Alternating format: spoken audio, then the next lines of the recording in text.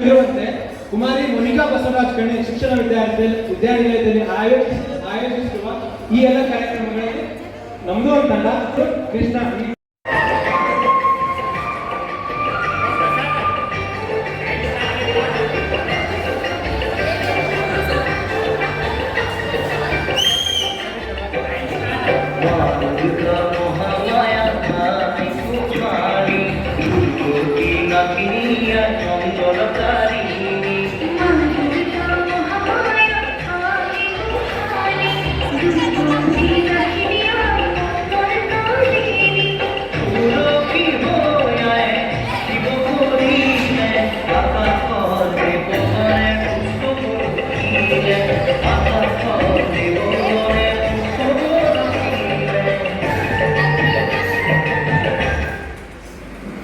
ಅಸ್ಸಾಂ ರಾಜ್ಯ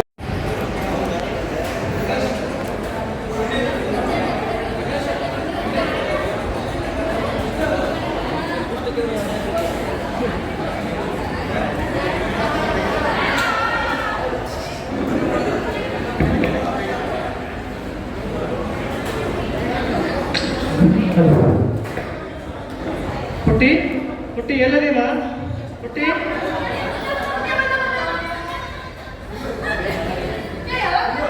ಈಗ ಬನ್ನಿವ ಬನ್ನಿ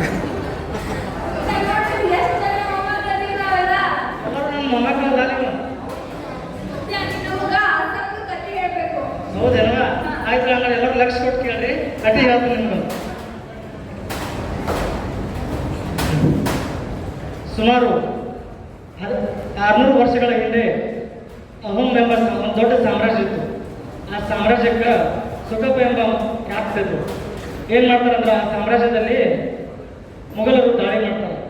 ದೊಡ್ಡ ಪ್ರಮಾಣದ ದಾಳಿ ಮಾಡಿದ್ರು ಸಹ ಹಲವಾರು ಬಾರಿ ದಾಳಿ ಮಾಡಿದ್ರು ಸಹ ಸುಖಪ ರಾಜ್ಯ ತನ್ನ ಸೈನ್ಯವನ್ನು ಕರ್ಕೊಂಡು ಬಲಿಷ್ಠವಾಗಿ ಹೋರಾಡಿ ತನ್ನ ರಾಜ್ಯವನ್ನು ಕಾಪಾಡುವಲ್ಲಿ ಯಶಸ್ವಿ ಆಗ್ತಾರೆ. ಮಗು ಅಲ್ಲಿ ನೋಡು, ಅಲ್ಲಿ ನೋಡು.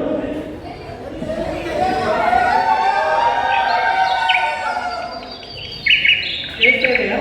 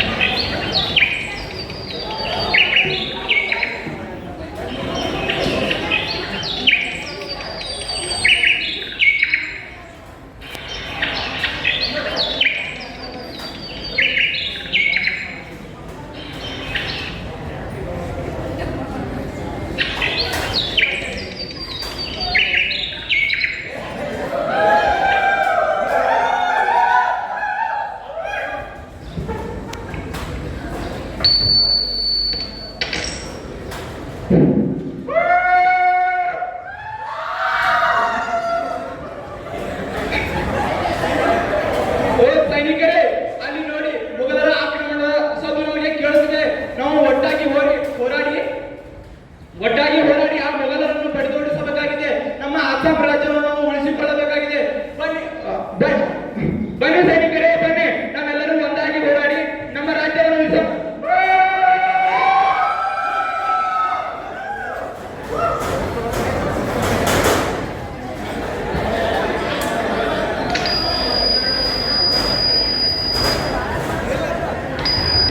ಹಲೋ, ಇಲ್ಲ ಏನು ನೋಡಿದ್ರೆ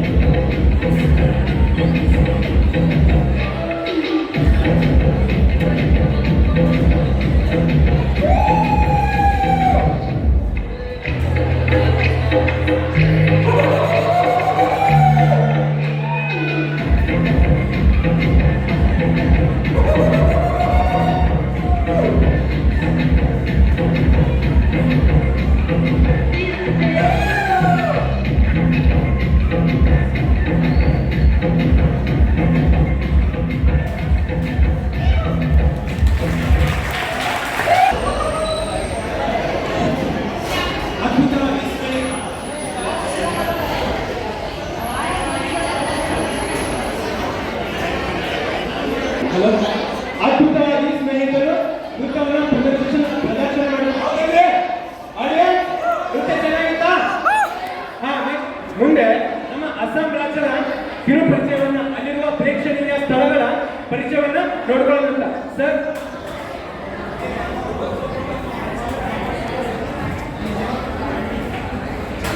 ಮೊದಲನೇದಾಗಿ ನಾನು ಇವತ್ತು ಅಸ್ಸಾಂ ರಾಜ್ಯದ ಪ್ರೇಕ್ಷಣೀಯ ಸ್ಥಳಗಳನ್ನು ಪರಿಚಯ ಮಾಡಿಕೊಳ್ಳಲು ಬಂದಿದ್ದೇನೆ. ಮೊದಲನೇದಾಗಿ ಅಸ್ಸಾಂ ರಾಜ್ಯದ ಅಥವಾ ಅಹೋಮ್ ಸಾಮ್ರಾಜ್ಯದ ಅಧಿದೇವತೆ ಎಂದು ಕರೆಯುವಂತಹ ಕಾಮಾಖ್ಯ ದೇವಾಲಯ ಅಥವಾ ಕಾಮಾಖ್ಯ ದೇವಾಲಯದ ಪ್ರಮುಖ ದೇವತೆ ಕಾಮಾಖ್ಯ ದೇವಿ.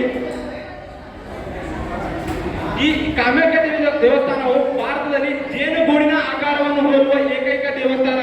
ಭಾರತದಲ್ಲಿ ಜೇನುಗೂಡಿನ ಆಕಾರವನ್ನು ಹೋಲುವ ಏಕೈಕ ದೇವಸ್ಥಾನವಿದಾಗಿದ್ದು ಇದು ಅಹೋಮ್ ಸಾಮ್ರಾಜ್ಯದ ಅಧಿದೇವತೆ. ಈ ಗುಡಿಯು ಅಹೋಮ್ ಸಾಮ್ರಾಜ್ಯದ ಅಧಿದೇವತೆಯಾಗಿತ್ತು.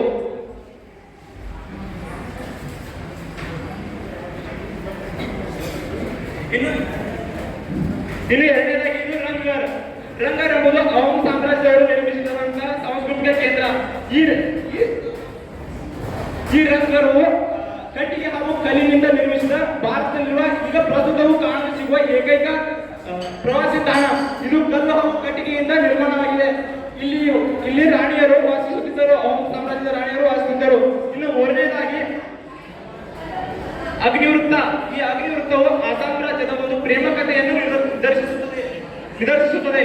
ಈ ಅಗ್ನಿವೃತ್ತವು ಅನಿರುದ್ಧ ಹಾಗೂ ಉಷಾ ಎಂಬುವ ಪ್ರೇಮಿಗಳ ಪ್ರೇಮ ಕಥೆಯಾಗಿದ್ದು, ಇಲ್ಲಿ ಅನಿರುದ್ಧ ಹಾಗೂ ಉಷಾರನ್ನು ಬೇರ್ಪಡಿಸಲು ಉಷಾರವರ ತಂದೆಯು ಉಷಾರವರನ್ನು ಒಂದು ಅಗ್ನಿವೃತ್ತ ಒಂದು ಸುತ್ತಲೂ ಅಗ್ನಿಯನ್ನು ನಿರ್ಮಿಸಿ ಅವರಿಬ್ಬರನ್ನು ಅಗಲಿಸಿದರು. ಅದರ ಗುರುಗಳು ಅವರ ಪ್ರಾತ್ಯಕ್ಷತೆಯು ಇಂದಿಗೂ ನಮ್ಮನ್ನು ಕಣ್ಣು ಕಟ್ಟುವಂತಿದೆ. ಇನ್ನು ಮುಂದಿನದಾಗಿ ರಂಗಕೇರ್ ಎಂಬ ಇನ್ನೊಂದು ಸ್ಥಳ. ಇದು ಅಸ್ಸಾಂ ರಾಜ್ಯದ ಮನೋರಂಜನಾ ಕೇಂದ್ರ. ಈ ಮನೋರಂಜನಾ ಕೇಂದ್ರದಲ್ಲಿ ಗೋಳಿಕಾಳಗಳು ಏರ್ಪಡಿಸಿದವು.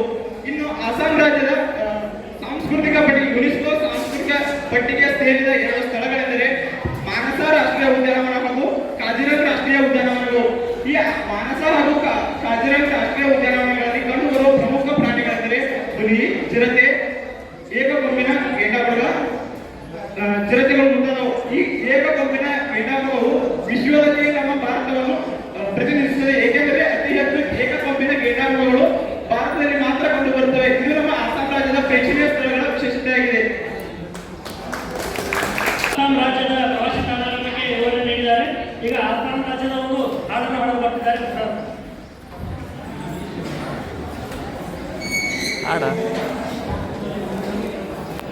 ಹಲೋ, ನಿಮ್ಗೆಲ್ಲ ಗೊತ್ತಿರುವಾಗ ಅಸ್ಸಾಂ ರಾಜ್ಯ ಆಗೈತಿ ಮ್ಯಾಗ್ ಐತಿ, ಅದ್ರ ಭಾಷೆ ಅಸ್ಸಾಮಿ.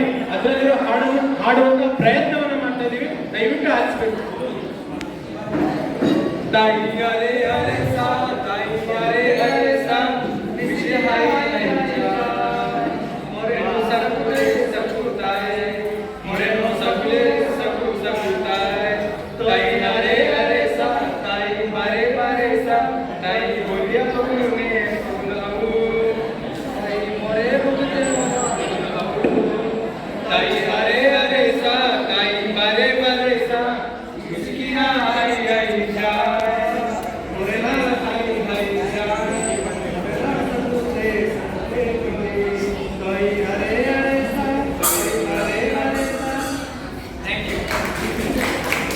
ವಿಶೇಷವಾದಂತಹ ಊಟ ಐಟಮ್ಸ್ ಆಗಿರ್ಬೋದು ಅಲ್ಲಿ ಮಾಡ್ತಾರ.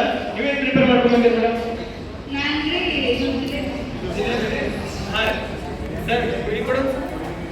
ಸರ್, ಇವಾಗ ಟೇಸ್ಟ್ ಮಾಡ್ತೀರಿ ಸರ್? ಸಮಯ ಕಡಿಮೆ ಇರೋದ್ರಿಂದ ಕೊಡ್ತೀನಿ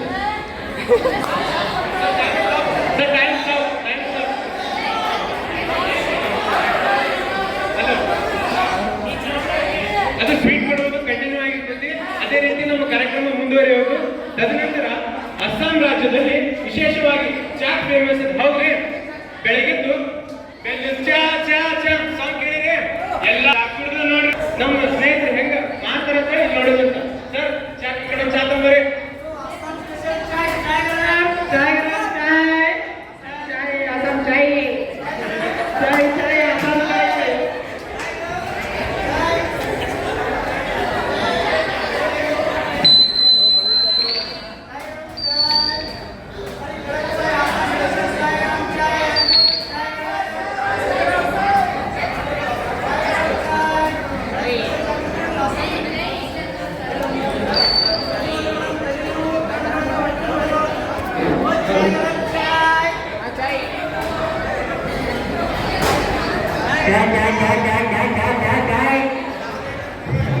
ನೋಡ್ರಿ ನಮ್ಮ ನಿಮ್ಮ ಸ್ನೇಹಿತರು ಚಾ ಮಾಡುವುದನ್ನ ನೋಡಿದ್ರಿ ಈಗ ನೆಕ್ಸ್ಟ್